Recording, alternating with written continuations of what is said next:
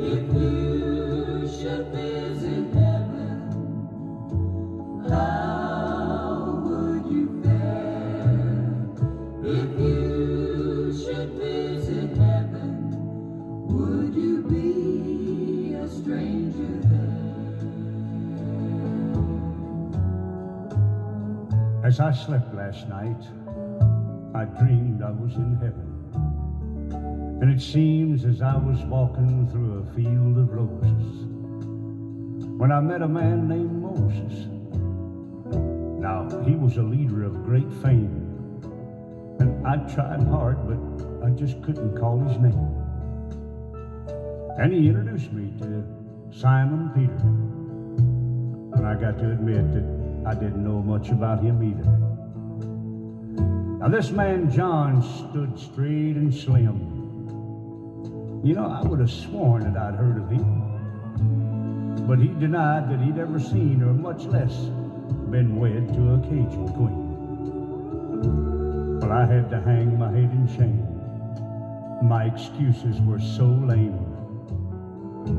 And for just what it was worth, I told him my business tied me down on earth. Well, I hadn't seen a smoking sign, so I lit one up. And I offered one to a man close by, like a feller does.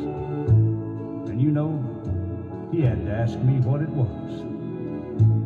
Well, I apologized and found the need to find myself a book to read. Any murder mysteries, I asked the saint in charge of books. Oh, I thought she'd faint. A look of terror swept her face. And she searched the files, but not a trace of horror stories were on file. Well, I hurried shamefaced down the aisle. Though I tried and tried again, somehow I just couldn't fit in.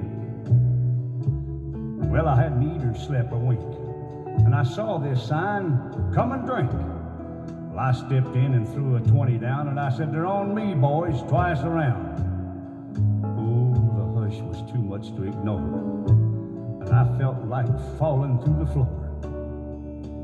Then I wake up, and I see my plight, just as clear as black and white. Things I'd done and left undone too. Lord, now I know just what I've got to do. If you should visit heaven, how would you fare?